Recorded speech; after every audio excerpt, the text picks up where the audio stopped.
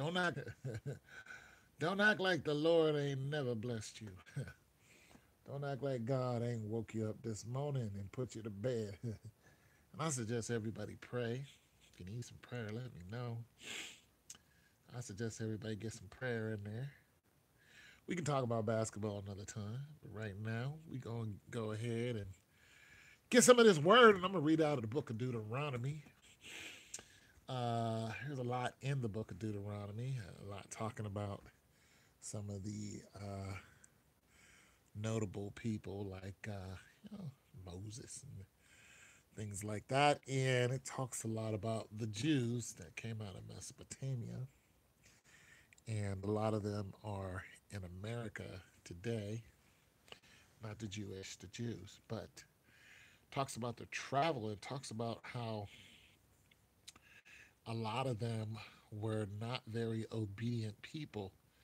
And they would do things to really make God mad.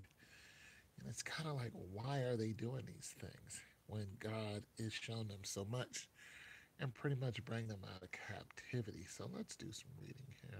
Okay. It's Deuteronomy, the second chapter. I'm going to start here.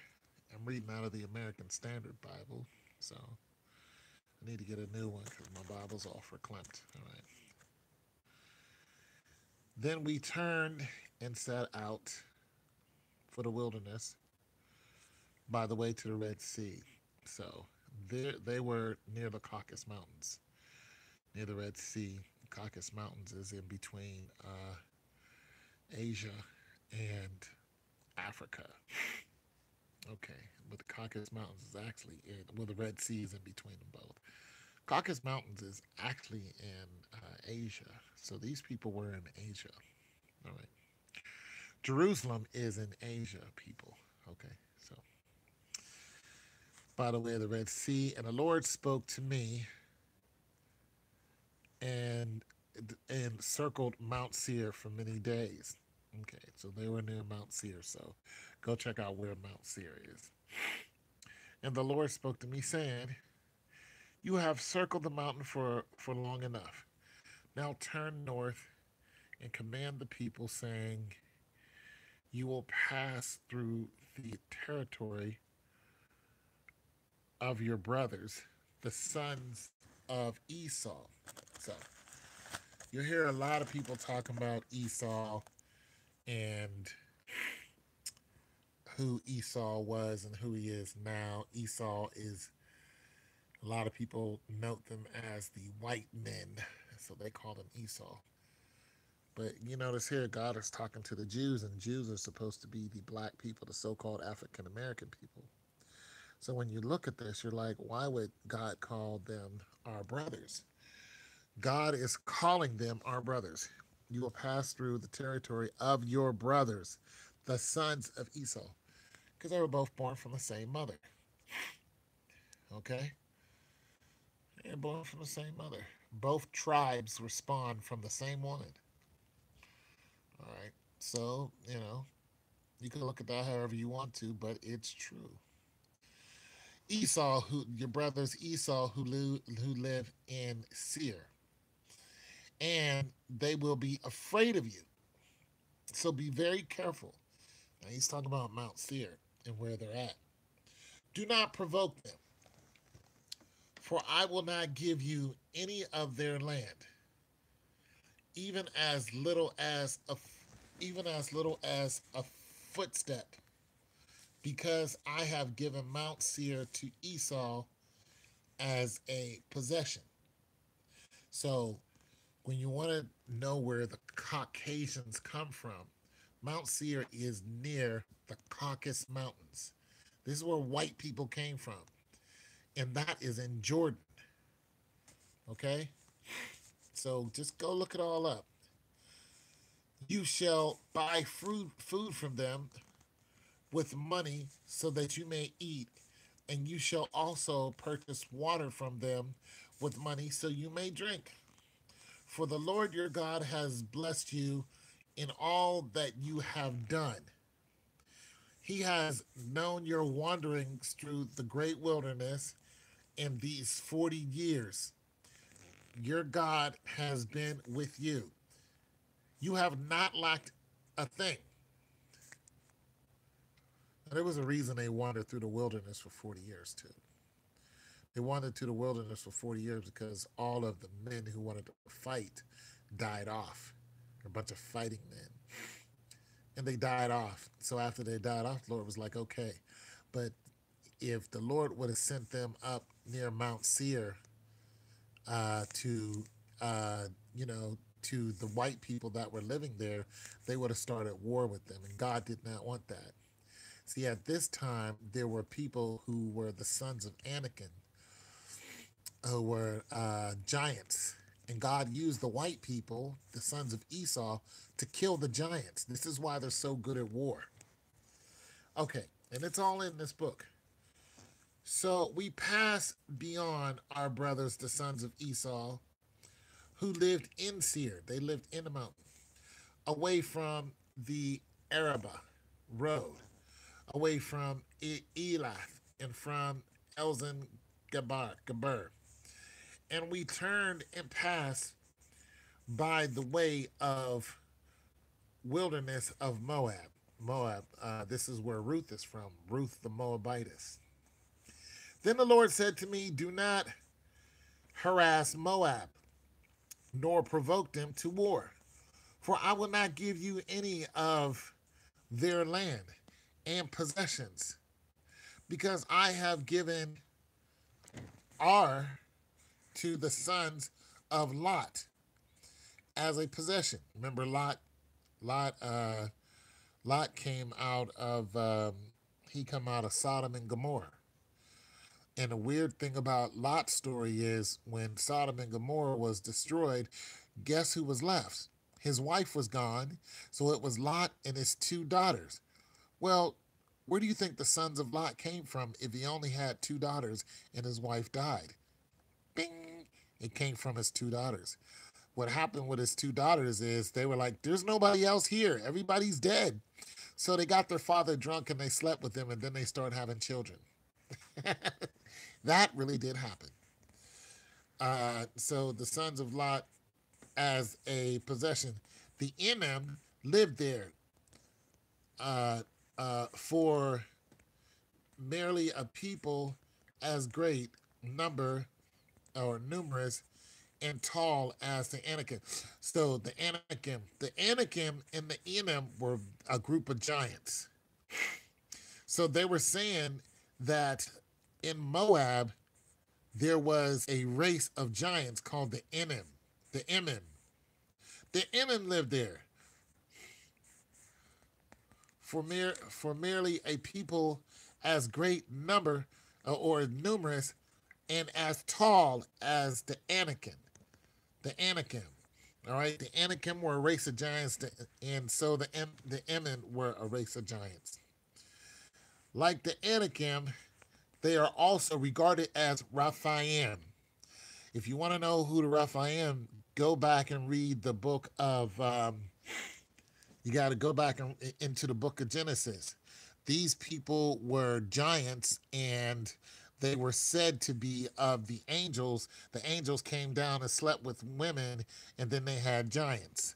But I'm not so sure about that. I got some doubts about it, but nonetheless, if you go back and read the book of Genesis 1 and 6, you will start hearing about the giants in those days and how, terrible they were. But nonetheless, so there are two races of giants that are mentioned here and where they live. And like you said, like the Anakim, they are also regarded as Raphaim. So if you're regarded as a Raphaim, you're regarded as pretty much half angel, half human, but you were a giant. That's who the Raphaim was. But the Moabites call them Emin. All right, so that's just some reading there, stuff for you guys to go back and look at. The Heretites formerly lived in Seir. It's another group that lived in Seir. But the sons of Esau, the white people, disposed them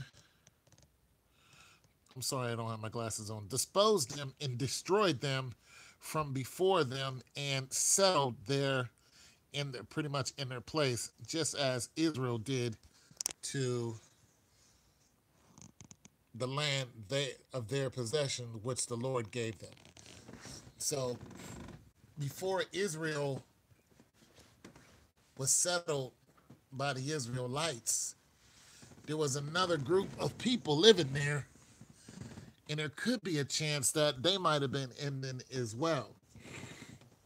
They might have been angels that was settled there. And then it says, now arise, right here. Now arise and cross the brook, Zered yourself. So we crossed over the brook. Okay, I'm having a hard time reading this. One, because I'm tired, and two, because my glasses are not on. And I've been doing a paper all day and other things. But I'm going to talk it up a little bit. So there's just some reading to get some understanding of the book of Deuteronomy and why the book of Deuteronomy is so important. You have the people of Moses that came out that were running around Mount Seir. And then it shows the people who lived in Mount Seir and who lived in the land of Moab. And it shows God's people in the land of Canaan and all these people. But you have to understand, at that time, the land was filled with giants. There were giants in the land. These same people were given the land of Canaan, and everybody knows about the land of Canaan and the land of milk and honey. That's where that term comes from. Well, that was the land of Canaan. Well, God was sending these people. He was sending the Jews into the land of Canaan. And when they saw the land, they were just like, oh, the land is good. So what God did is he sent 12 scouts up for the 12 tribes. He sent 12 scouts up, and they came back with literal fruits in their hand. They said, the land is good. But then the people were grumbling. They were just like, we don't want to go there. Why would God give us this land? Yada, yada, yada. We don't want to go there. But in the land of Canaan, when they saw the land of Canaan, they sent out scouts to the land of Canaan. They were just like this is a good place. Like we need to go and live there. But the only problem is there are giants in the land. They're very tall. So the Inman race, which are Rephaim, any giant is a Rephaim. That's what it is. But they had different names because different people who either slew them or lived in the place that they lived, uh, different people called them different things. So, but they were all known as the Rephaim. Anyways, so there's just some reading and some world history, a lot of world history right there, and some things for you guys to think about and read about, in the book of Deuteronomy, and pray to the Lord and say, okay, Lord, well, where'd all the giants go? You know, and how many races of giants were there? Because they if they were in the days of Noah and then after, then where are all the giants now? Well, guess where they still live? They still live in those areas. According to the book of Deuteronomy, it's a good chance that the giants still live in those areas. They're still there today. They're just pretty much, not as visible. But there are plenty of races of giants. And, they were doing some horrible things. And this is why the Lord pretty much was like, I'm going to get rid of you guys. And this is why Og was a giant. So if you hear, if you hear anything about Og or Gog and Magog, they were two giants, and they were kings, and the Lord didn't like them very much. So he prophesied against them. He's like, say to Gog and Magog, He just threw them in one lump. Like, say to both of these clowns that y'all gonna have some issues. And pretty much the Lord, sent his people out to slaughter them. But you notice how God used the sons of Moab, and he used the sons of Esau, which are the white people, to both destroy the giants. So they were just, when you see a giant, the first thing you think is fear, and I can't beat the giant.